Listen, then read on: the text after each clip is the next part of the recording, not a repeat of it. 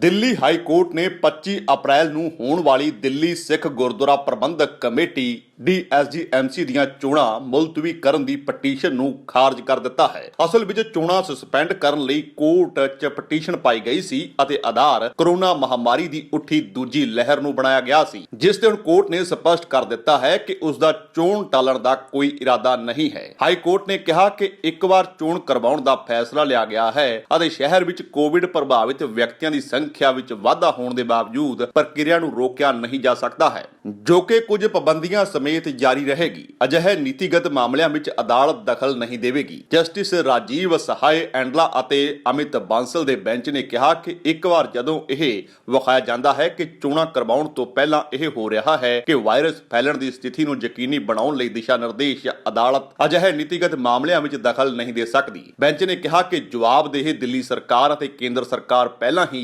COVID-19 ਦੇ ਫੈਲਣ ਨੂੰ ਰੋਕਣ ਲਈ ਸਾਰੇ ਕਦਮ ਉਠਾ ਰਹੀ ਹੈ, ਹਾਲਾਂਕਿ ਬਿਨਾਂ ਕਿਸੇ ਰੋਜ਼ਮर्रा ਦੀ ਜ਼ਿੰਦਗੀ ਨੂੰ ਪ੍ਰਭਾਵਿਤ ਕੀਤਿਆਂ। ਇਸ ਵਿੱਚ ਇਹ ਵੀ ਕਿਹਾ ਗਿਆ ਕਿ ਸਰਕਾਰ ਵੱਲੋਂ ਲਗਾਈਆਂ ਗਈਆਂ ਆਮ ਪਾਬੰਦੀਆਂ ਤੋਂ ਇਲਾਵਾ ਹਰ ਸੰਸਥਾ COVID-19 ਵਿਸ਼ਾਣੂ ਦੇ ਪ੍ਰਭਾਵ ਨੂੰ ਰੋਕਣ ਲਈ ਆਪਣੇ ਕਦਮ ਚੁੱਕ ਰਹੀ ਹੈ।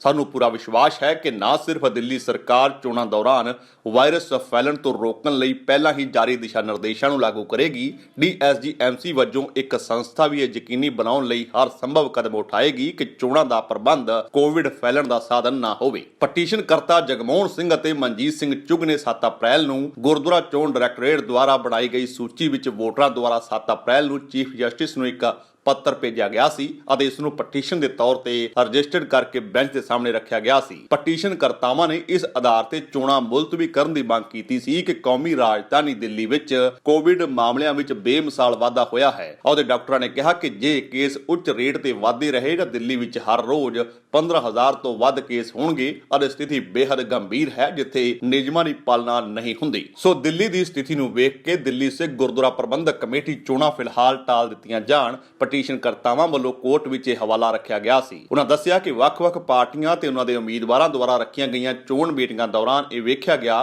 ਕਿ ਨਾ ਤਾਂ ਉਮੀਦਵਾਰ ਅਤੇ ਨਾ ਹੀ ਅਜਿਹੇ ਇਕੱਠਾਂ ਵਿੱਚ ਹਿੱਸਾ ਲੈਣ ਵਾਲੇ ਵੋਟਰ ਮਾਸਕ ਪਾਉਂਦੇ ਹਨ ਅਤੇ ਸਮਾਜਿਕ ਦੂਰੀਆਂ ਬਾਰੇ ਕੋਵਿਡ ਦੇ ਦਿਸ਼ਾ ਨਿਰਦੇਸ਼ਾਂ ਦੀ ਪਾਲਣਾ ਨਹੀਂ ਕਰਦੇ ਹਨ। ਉਹਨਾਂ ਅੱਗੇ ਕਿਹਾ ਕਿ DSGMC ਦੀਆਂ ਚੋਣਾਂ ਸਮੇਂ ਸਿਰ ਨਹੀਂ ਕੀਤੀਆਂ ਗਈਆਂ ਹਨ ਅਤੇ ਮੌਜੂਦਾ ਸੰਸਥਾ ਆਪਣੇ ਕਾਰਜਕਾਲ ਤੋਂ ਵੀ ਅੱਗੇ ਜਾਰੀ ਹੈ ਅਤੇ ਲਾਗ ਦੀ ਉੱਚ ਦਰ ਨੂੰ ਧਿਆਨ ਵਿੱਚ ਰੱਖਦਿਆਂ ਕੁਝ ਮਹੀਨੇ ਤੱਕ ਹੋਰ ਕੰਮ ਕਰ ਸਕਦੀ ਹੈ। ਦਿੱਲੀ ਸਰਕਾਰ ਦੇ ਵਕੀਲ ਨੇ ਕਿਹਾ ਕਿ ਇੱਕ ਵਾਰ ਚੋਣ ਪ੍ਰਕਿਰਿਆ ਸ਼ੁਰੂ ਹੋ ਜਾਣ ਤੋਂ ਬਾਅਦ ਇਸ ਵਿੱਚ ਦਖਲ ਅੰਦਾਜ਼ੀ ਨਹੀਂ ਕੀਤੀ ਜਾ ਸਕਦੀ। ਉਹਨਾਂ ਕਿਹਾ ਕਿ ਪਟੀਸ਼ਨ ਕਰਤਾਵਾਂ ਨੇ ਇਹ ਗੱਲ ਲੁਕਾ ਦਿੱਤੀ ਕਿ ਉਹਨਾਂ ਨੇ ਪਹਿਲਾਂ ਹੀ ਇੱਕ ਹੋਰ ਆਧਾਰ ਤੇ ਚੋਣਾਂ ਮੁਲਤਵੀ ਕਰਨ ਦੀ ਪਟੀਸ਼ਨ ਕੋਰਟ ਵਿੱਚ ਦਾਇਰ ਕੀਤੀ ਸੀ, ਜਿਸ ਨੂੰ ਮਾਰਚ ਵਿੱਚ ਹੀ ਖਾਰਜ ਕਰ ਦਿੱਤਾ ਗਿਆ ਸੀ ਅਤੇ ਮੌਜੂਦਾ ਪਟੀਸ਼ਨ ਉਹਨਾਂ ਦੀ ਚੋਣ ਹੋਰ ਮੁਲਤਵੀ ਕਰਨ ਅਤੇ ਮੌਜੂਦਾ ਸੰਸਥਾ ਨੂੰ ਜਾਰੀ ਰੱਖਣ ਦੀ ਇੱਕ ਹੋਰ ਕੋਸ਼ਿਸ਼ ਹੈ। ਹਾਈ ਕੋਰਟ ਨੇ ਦਿੱਲੀ ਸਰਕਾਰ ਦੀ ਉਸ ਵਕੀਲ ਦੀ ਦਲੀਲ ਵਿੱਚ ਵਜਨ ਲੱਗਾ ਕਿ ਪਟੀਸ਼ਨ ਕਰਤਾਵਾਂ ਨੂੰ ਉਹਨਾਂ ਦੁਆਰਾ ਪਟੀਸ਼ਨ ਦਾ ਪਹਿਲਾਂ ਦਾਇਰ ਕੀਤੇ ਜਾਣ ਦਾ ਖੁਲਾਸਾ ਕਰਨਾ ਚਾਹੀਦਾ ਸੀ, ਜਿਸ ਵਿੱਚ ਉਹਨਾਂ ਨੇ ਨਿਯਮਾਂ ਦਾ ਨਿਰਮਾਣ ਕਰਨ ਅਤੇ ਚੋਣ ਲੜ ਰਹੇ ਉਮੀਦਵਾਰਾਂ ਦੇ ਖਰਚਿਆਂ ਦੀ ਸੀਮਾ ਤੈਅ ਕਰਨ ਤੱਕ ਚੋਣਾਂ ਮੁਲਤਵੀ ਕਰਨ ਦੀ ਮੰਗ ਕੀਤੀ ਸੀ।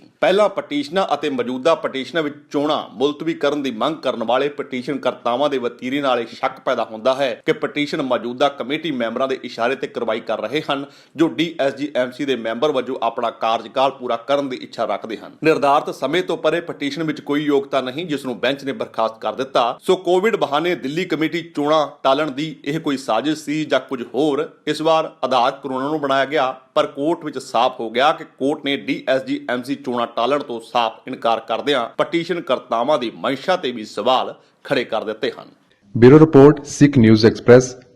ਜੇਕਰ ਤੁਹਾਨੂੰ ਸਾਡਾ ਇਹ ਉਪਰਾਲਾ ਚੰਗਾ ਲੱਗਾ ਹੈ ਤਾਂ ਇਸ ਨੂੰ ਲਾਈਕ ਕਰੋ, ਸ਼ੇਅਰ ਕਰੋ ਅਤੇ ਸਾਡੇ YouTube ਚੈਨਲ ਨੂੰ ਸਬਸਕ੍ਰਾਈਬ ਕਰੋ।